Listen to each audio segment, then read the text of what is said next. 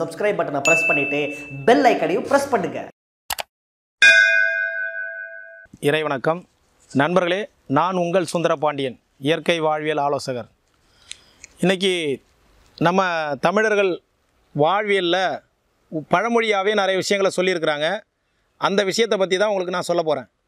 தினம் 2, வாரம் 2, மாதம் 2, வருஷம் 2 இப்படி சொல்லியிருக்காங்க. என்ன அப்படின்னு பார்த்தீங்கன்னா, தினம் 2 ஒரு நாளைக்கு 2 முறை மலங்கழிக்கக்கூடிய பழக்கத்தை ஏற்படுத்திங்க. வாரம் 2 ஆண்களாக இருந்தால் புதன்கிழமையும் சனிக்கிழமையும் எண்ணெய் தேய்ச்சி குளிங்க. பெண்களாக இருந்தாங்கன்னா செவ்வாய்க்கிழமையும் வெள்ளிக்கிழமையும் எண்ணெய் தேய்ச்சி குளிங்க. மாதம் 2 இது இல்லறத்தானுக்கு சொன்னக்கூடிய கடமை.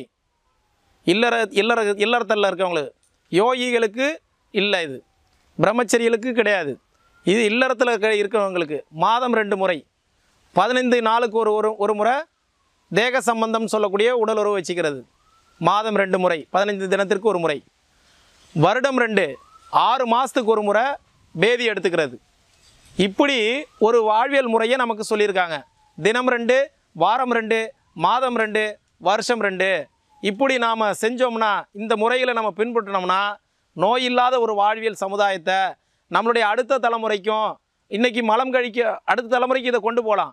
இன்றைக்கி மலம் கழிக்கிறதுல பல பேருக்கு பிரச்சனை இருக்குங்க. ஒரு நாளைக்கு ஒரு முறை போகிறதே இன்றைக்கி சிரமமாக இருக்கக்கூடிய சூழலில் ஒரு நாளைக்கு 2 முறை மலம் கழிக்கிறதுக்கு வழிவகை சொல்லித்தரேன். நீங்கள் காலையில் இட்லி, தோசை, மாவு பொருட்களை சாப்பிட்டிங்கன்னா ஒரு நாளைக்கு 2 முறை மலம் கழிக்க முடியாது. அப்போ என்ன ஆகிடும், குடலில் இந்த மாவு பொருள், பசை பொருள் தங்க ஆரம்பிச்சிடும்.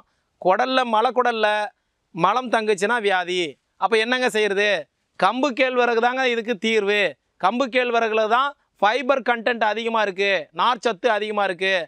அப்போ காலையில் கம்மங்களியோ, கம்மங்கூழோ, கம்பு பாலோ இப்படி ஏதாவது ஒரு வகையில் அதை மதிப்பு கூட்டி கம்மஞ்சோறாவோ சிறுதானியங்களை நம்ம காலை உணவாக எடுத்துக்கிட்டோம்னா நிச்சயமாக அதில் இருக்க ஃபைபர் என்ன பண்ணுங்க, ஒரு நாளைக்கு 2 முறை மலம் கழிக்கக்கூடிய ஒரு தன்மையை உங்களுக்கு உருவாக்கும்.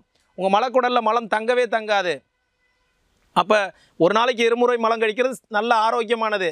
அதீதமாக போகிறதுன்றது அது நோய். 2 முறைக்கு மேலே சாப்பிட்ட உடனே போதுங்க, அது நோய். அதை பற்றி நான் அப்புறம் சொல்கிறேன். அப்போ வாரம் 2 புதன்கிழமையும் சனிக்கிழமையும் ஆண்கள் எண்ணெய் தேய்ச்சி குளிக்கணும். எப்படிங்க எண்ணெய் தேய்ச்சி குளிக்கிறது எல்லாருக்கும் பொருந்துமா? நம்ம ஆசிய கண்டத்தில் பூமத்திய ரேகைகளுக்கு அருகாமையில் நம்ம இருக்கிறதுனால, நம்ம இந்தியா ஒரு மிதவெப்ப மண்டல நாடு. இந்தியாவில் கண்டிப்பாக இதை பின்பற்றி தாங்க ஆகணும். அப்போ எண்ணெய் தேய்ச்சி குளிக்கிறதுக்குன்னு ஒரு பொது விதி இருக்குது. விடியற்காலையில் அந்த 4 to 6ன்னு சொல்லக்கூடிய அந்த நேரத்தில் சூரிய உதயத்துக்கு முன்னாடி எண்ணெய் தேய்ச்சி உடம்புல இருக்க அந்த உஷ்ணத்தை தணிச்சிடணும். அப்போ அப்படி செய்யக்கூடிய முறை தான் குளியலுக்கான எண்ணெய் தேய்ச்சி குளிக்கிறது. புதன்கிழமையும் சனிக்கிழமையும் ஆண்கள் தேய்ச்சி குளிக்கணுங்க. புதன் பிளானட்டில் புதன்ற கிரகத்தோடைய தொடர்புடையது.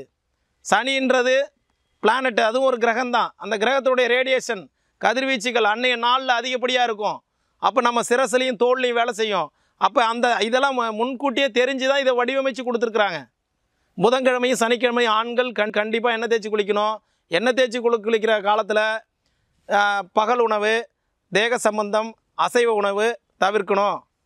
அந்த எண்ணெய் தேய்ச்சி குளிக்கும்பொழுது ஒரு குறிப்பிட்ட, அதாவது உடல் உஷ்ணம் அதிகமாக இருக்குதுன்னா அவங்க அரை மணி நேரம் வரைக்கும் வச்சுருக்கலாம். பச்சை எண்ணெயை தேய்ச்சி குளிக்கக்கூடாது. அந்த எண்ணெயை நான் ஏற்கனவே வீடியோவில் சொல்லியிருக்கிறேன். 3 பல்லு பூண்டு, ஒரு சின்ன துண்டு இஞ்சி, இந்த விரல் ரேகை அளவுக்கு ஒரு சின்ன துண்டு இஞ்சி, 1 டீஸ்பூன் மிளகு, சீரகம், ஓமம், வெந்தயம், கசகசா, இந்த 5 பொருளையும் போட்டு எரித்து எடுத்து வச்சுக்க வேண்டியதான். அந்த எரித்து காய்ச்சி கூட ஒரு பாட்டில் ஊற்றி வச்சுக்கலாம். அந்த எண்ணெயை தேய்ச்சி குளித்தா போதுங்க. ஆண்கள் உடம்பு குளிர்ச்சியான உடம்பு அப்படின்னா 10லேருந்து 20 நிமிடம் போதும் எண்ணெய் தேய்ச்சி குளிக்கணும். அதுவும் பச்சை தண்ணியில் குளிக்கக்கூடாது, ரொம்ப சுடு தண்ணியிலும் குளிக்கக்கூடாது. வெதுவெதுப்பான நீரில் தலைமொழிக்கிறணும் விடியற் காலையில். இப்படி செஞ்சிங்கன்னா தலையில் இருக்கக்கூடிய இந்த சைனஸு, மைக்ரேனு, ஒத்த தலைவலி, இந்த பிரச்சனை, சிரசு சம்மந்தப்பட்ட காதில் பிரச்சனை எண்ணெய் குளியல் மூலிமா சரியாகுங்க. எண்ணெய் தேய்ச்சி குளிக்கிற தீபாவளிக்கு மட்டும்தான் குளிக்கிற பழக்கம் நம்ம மக்கள்கிட்ட இருக்குது. அப்போ இது இந்தியாவில் நம்ம வாழும்போது இது மிதவெப்ப மண்டல நாடு, கண்டிப்பாக உஷ்ணத்தை தணிக்கணுங்க. அப்போ இந்த மாதிரி செய்யணும். பெண்கள் செவ்வாய்க்கிழமையும் வெள்ளிக்கிழமையும் குளிக்கணும். இதே பொது விதி தான், இதே விதி தான் அவங்களுக்கும். அப்போ இந்த எண்ணெய் தேய்ச்சி குளிக்கிறது மூலிமா உடலில் ஆயில் பாத் இன்றைக்கி ரொம்ப மஸ்ட்டுங்க. கண்டிப்பாக நம்ம ஆயில் பாத் எடுத்துப்போம். வாரம் 2 நாள், மாதம் 2 அப்படின்றது உத்தமம், மத்தியமம், அதமம்னு சொல்லியிருக்கிறாங்க. திருமணம் ஆன புதுசில் ஆண்கள் கொஞ்சம் கூடுதலாகவே அவங்களுக்கு கணக்கு கிடையாது. அது இல்லறத்தில் அதிக நாட்டமத்தோட போயிடுவாங்க. ஆனால் ஒரு காலத்துக்கு பிறகு கண்டிப்பாக நம்மளுடைய அதம போகம் வாரம் 2 முறைலாம் போகிறோம்னா அது அதம போகம்.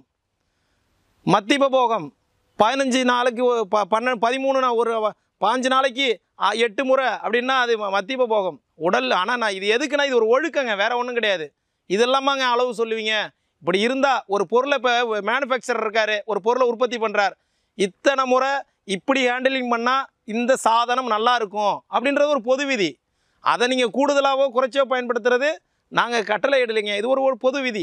அந்த பொது விதியை நீங்கள் பின்பற்றிங்கன்னா நிச்சயமாக ஒரு நோயற்ற வாழ்வியெல்லாம் கொண்டு போகலாம்.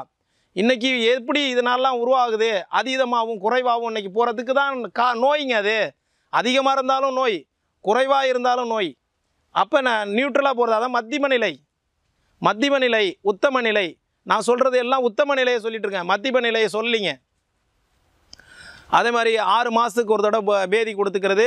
இந்த பேதி மாத்திரையை கண்டிப்பாக மாத்திரையை வாங்கி போட்டு செஞ்சுக்காதீங்க.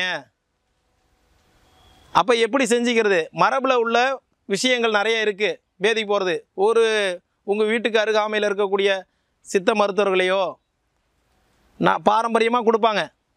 அது ஒவ்வொருத்தவங்களுக்கும் ஒவ்வொரு டோஸ் முறை இருக்குது. குழந்தைங்களுக்கு இவ்வளோ கொடுக்கணும்.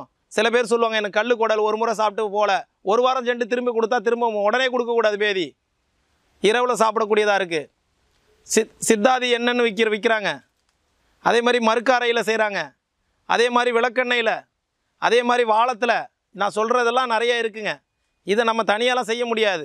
ஒரு சித்த மருத்துவர் நாடி பார்த்து உங்களுடைய உடம்புல இருக்கக்கூடிய நீர்ம நிலையில் புரிஞ்சுக்கிட்டு அதுக்கு தகுந்த மாதிரி டோஸ் கொடுப்பாங்க.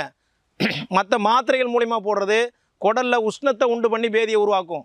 மாற்று முறை மருத்துவங்களில், நம்மளுடைய மரபு வழி மருத்துவத்தில் வயிற்றை உஷ்ணம் பண்ணாது. அந்த துர்நீரை மட்டும், மலக்குடலில் இருக்க துர்நீரை பூரா எடுத்துருங்க. மலக்குடலுக்கும் தோலுக்கும் நெருங்கிய தொடர்பு இருக்குது. மலக்குடல் சுத்தமாச்சுன்னா தோல் சுத்தமாகிடும். மலக்குடல் கெட்டு போச்சுன்னா தோலில் சொறி எல்லாம் வந்துடும். அப்போ மலக்குடலை 6 மாதத்துக்கு ஒரு தடவை மலக்குடலை பேதி எடுத்துக்கிட்டு சுத்தப்படுத்துவோம். நம்ம முன்னோர்கள் சொன்ன தினம் 2, வாரம் 2, மாதம் 2, வருஷம் 2 இந்த முறையை பின்பற்றுவோம். நன்றி.